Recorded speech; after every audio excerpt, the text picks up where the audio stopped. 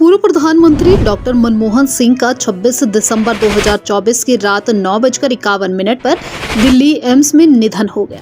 उनके निधन पर केंद्र सरकार ने 26 दिसंबर से 1 जनवरी तक 7 दिनों के राष्ट्रीय शोक की घोषणा की है, जिसके दौरान पूरे भारत में राष्ट्रध्वज आधा झुका रहेगा और कोई आधिकारिक मनोरंजन कार्यक्रम आयोजित नहीं होगा। मनमोहन सिंह साल 2004 से 2014 तक देश के प्रधानमंत्री रहे और 1991 से 1996 तक देश के वित्त मंत्री रहे थे। अब उनके अंतिम संस्कार की तैयारी चल रही है। ऐसे में इस बात की चर्चा है कि उनकी समाधि कहां बनाई जाएगी। देश के कई पूर्व प्रधानमंत्रियों की समाधि दिल्ली में बनाई गई है।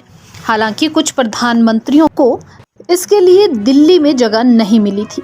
आइए जानते हैं इसके लिए क्या नियम है। दिल्ली में समाधि स्थल बनाए जाने के लिए कुछ विशिष्ट नियम और प्रक्रियाएं हैं जो भारत सरकार द्वारा निर्धारित हैं। इनका पालन सुनिश्चित करता है कि केवल विशिष्ट श्रेणी के महान नेताओं और व्यक्तित्वों के लिए ही राष्ट्रीय महत्व की समाधि स्थल बनाया जाएगा। दिल्ली में समाधि स्थल केवल उन्हीं व्यक्तियों के लिए बनाया जाता है जिन्हें लेकर सरकार का मानना रहा है कि उन्होंने देश के लिए अत्यधिक महत्वपूर्ण योगदान दिया है।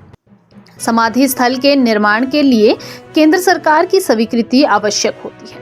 सरकार यह निर्णय लेती है कि दिवंगत नेता को राजघाट परिसर में समाधि स्थल बनाया जाएगा या नहीं।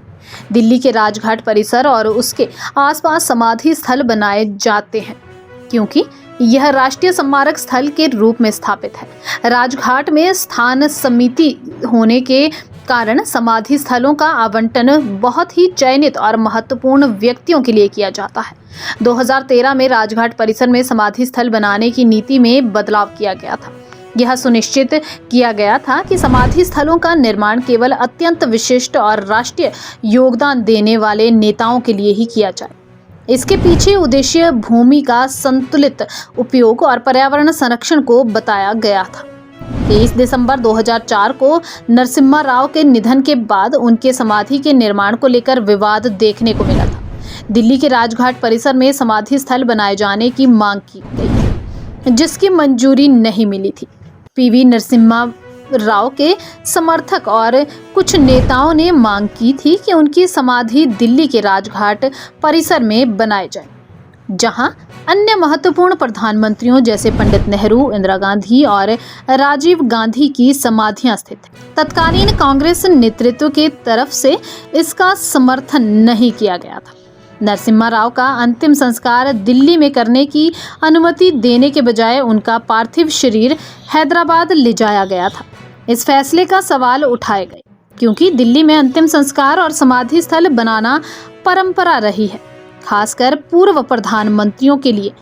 कांग्रेस नेतृत्व पर यह आरोप लगाया गया कि उन्होंने नरसिम्हा राव के योगदान को नजरअंदाज किया और उन्हें वह सम्मान नहीं दिया जिसके वे हकदार थे। नरसिम्हा राव के परिवार ने भी इस मुद्दे पर नाराजगी व्यक्त की थी।